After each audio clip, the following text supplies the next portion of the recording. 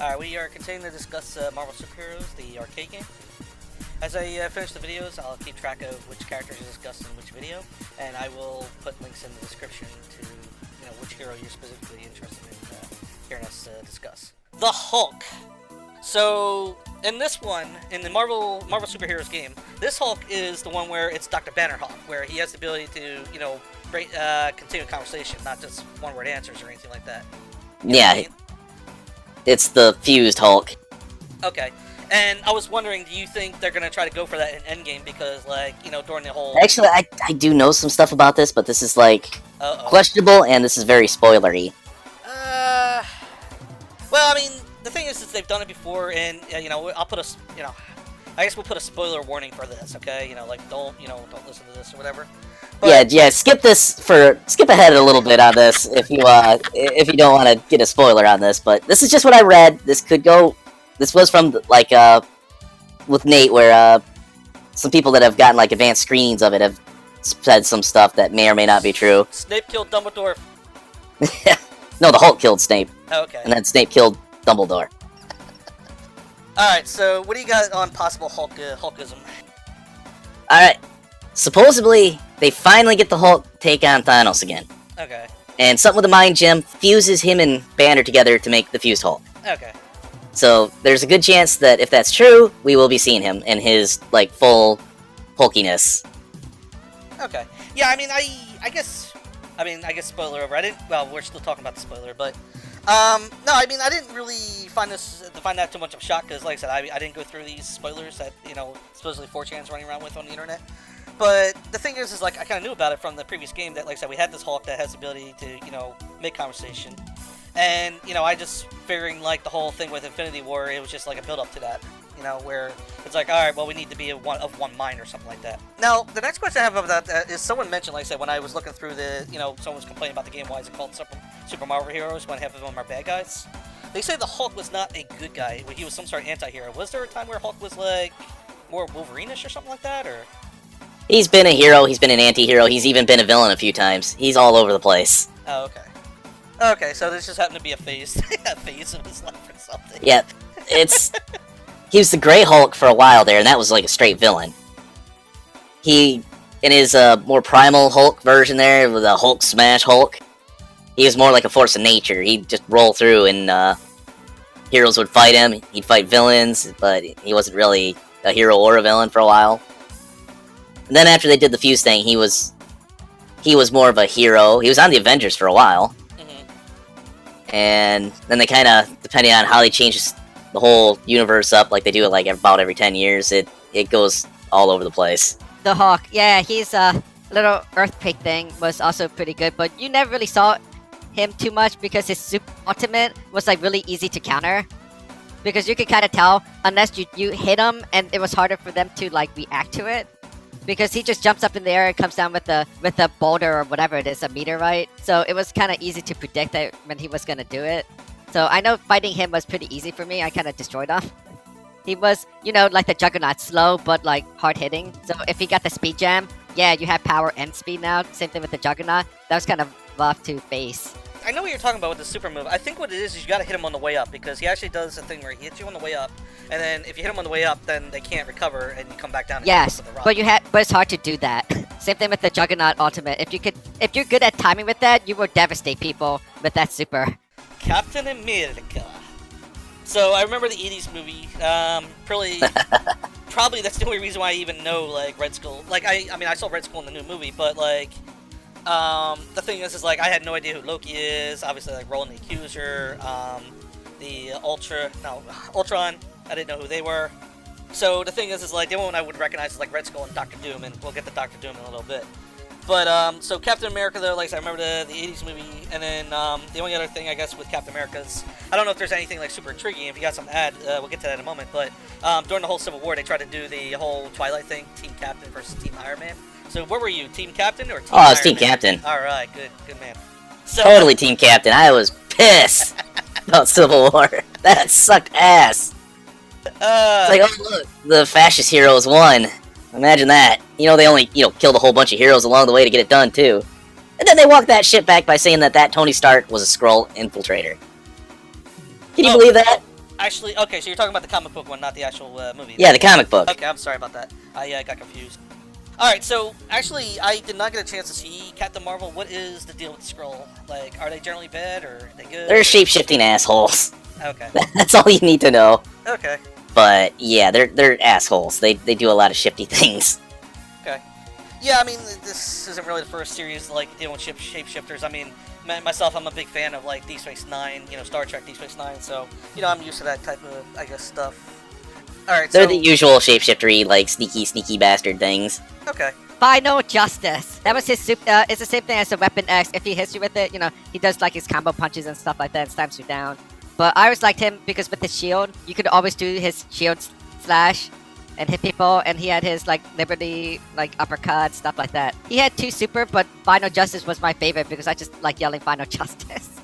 I thought the second super didn't come along until X-Men vs. Marvel, though. No, I thought that he still had that other Because it was like a move. super shield charge, right? Yeah, he just rushed you with it. But I thought that was one of his supers. Some had like more than one. I know with him, I always like Final Justice, and nailing someone with that was just a lot of fun. He could be strong. I think his shield, if you still had his shield, made it so that it dealt less chip damage. Because that was one of the things with the game, you could chip people to death and cheese them. So I think with his shield, he took like less of that damage. If he lost that shield, yeah, you always want to fight him and make sure he doesn't recover his shield, because then he can't do his shield slash or some of his other abilities. So that way he's defenseless, and you just try to like whittle him down without his shield. It's like Vega. When he loses his claw, the game is to prevent him from getting it back. Actually, I do remember, now that you mention it, there was this cheap little thing. I think it was the middle throw. It wasn't like the first throw, because the first throw was like a slam, like Ryu, kind of Ryu. But there was a middle slam where he would like kick you up in the air.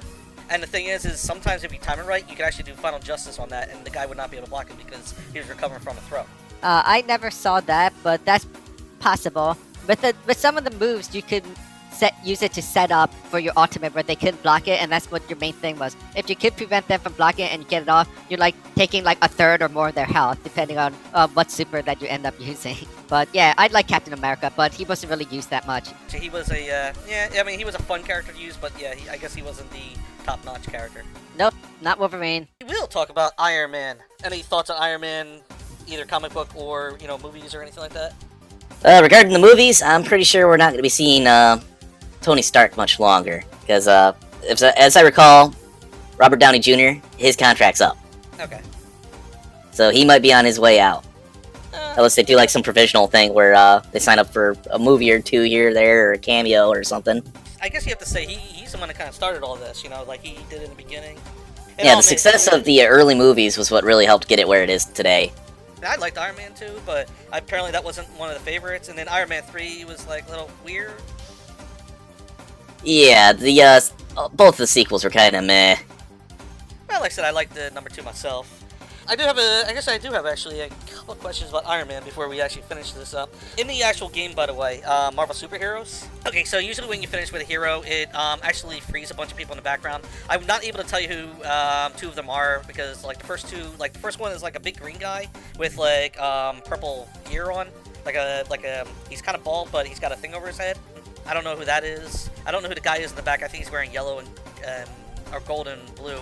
But then you see Thor, the Scarlet Witch, and She-Hulk get freed, you know, after you win as a hero. And then generally when you win as one of the villains, you don't do that part. You just grab the gems and go, you know.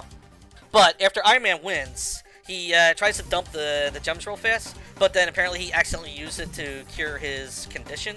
And in the Marvel universe, or the Marvel comic books, he had another condition. It wasn't like just a heart attack thing. Oh, he was completely an alcoholic for a while there. Then they did some other thing where like there's something with his nervous system. Okay. Something was I don't remember exactly what it was, but he basically like made himself into a suit to get around it. Okay.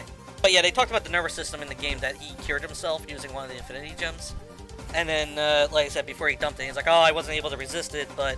And then, of course, you know, the bright side, Captain America comes in, like, well, that's okay, down the fight really starts, and we can save the world from baddies, you know? The typical Captain America kind of stuff, but... But no, I mean, they did that with Iron Man. And then, I guess the other question I have about Iron Man, if you know this one, because, like, you know how the movies, and I understand they do it because the movies have to be towards the general audience to get them interested, but... every time I've seen an Iron Man cartoon or something that's not movie related, and the MCU, he's usually fighting a guy named the Mandarin. Like, how does he get involved with like more mystic kind of bad guys that would be more of a Doctor Strange kind of thing when he's like more of a technology guy? Oh, the Mandarin had like this big villain thing, and it was like through the 60s and 70s. That was like his big main guy. I'm not entirely sure how they ran them together, but the Mandarin does exist in the MCU. The real Mandarin, not the actor. They did a short on that after Iron Man 3, where the Mandarin's henchmen actually show up, break into the jail to extract the actor so he could be personally executed by the real Mandarin. Oh no. So he might show up in the MCU. But no idea why he keeps annoying Iron Man, though, right? Oh, there was some connection there, like they're rivals or something. So the Mandarin's supposed to be like a genius, so I'd have to take a second to look it up. Oh, okay. So actually, is it like a Ra's al Ghul kind of thing, like Batman Ra's al Ghul kind of thing, maybe? I think it is. Oh, okay. Okay, I mean, I can settle for that, but that was always something that was like, why is he mixed up with this guy when, it's like completely different, themes, magic versus technology kind of thing. Okay, so we really have to do... Like 1964 was their his first appearance. Mm-hmm. So, yeah, he was a descendant of Genghis Khan. He's doing a revolutionary thing with advanced science from some crazy alien ship, and then Tony Stark puts on the Iron Man armor and defeats him. And then that just kind of sets them off, and they keep fighting each other for years and years. Okay. Iron Man's the next one up. What do you got about Iron Man? I actually liked Iron Man. Remember last time we played Marvel Superheroes? I was like Iron Man, and I just kept on destroying people with that proton cannon. And I don't know what it is, but every time I do anything, I have to yell proton cannon every time I use that super. That was so much fun. I actually liked him a lot. He was like a fun character to play. He only had a small moveset. If you could hit him with it, it dealt a lot of damage. He was kind of like the average hero. Decent speed, decent power. His repulsor blast and everything was his main meat and potatoes. He really didn't have like much counter to other stuff except for that ability where he just makes a beam out of his hand so it hits people who's in the air. And I love his proton cannon super. I always have to yell every time I use it. That deals a lot of damage and really easy to hit. That also reminds me of like with Cyclops in X-Men vs. Street Fighter, where he has that big beam that's like, bigger than most people. Cyclops was super cheese in X-Men vs. Street Fighter. He was super, super cheese. Yeah, I was gonna say, Iron Man may not have a lot of moves, but he has them where they count. Was it Repulsor Beam it's called? Yup, that thing dealt a lot of damage.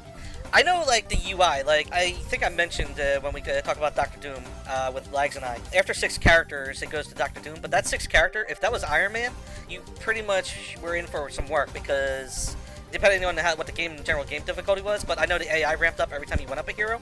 And like I said, if you got Iron Man, like, at 5 or 6, he just pretty much repulsor beamed every time you just, like, left the ground. Yeah, he would. It was really, really rough fighting the AI. You had to switch it up or he would just destroy you because the AI got like harder. And also, the way they vamped up is that the AI kind of cheated. So depending on move, it would try to counter that. Yeah, I remember there was many times like repulsor blast. Yeah, it's like, damn it, Iron Man. It was really rough in the later stages with Iron Man.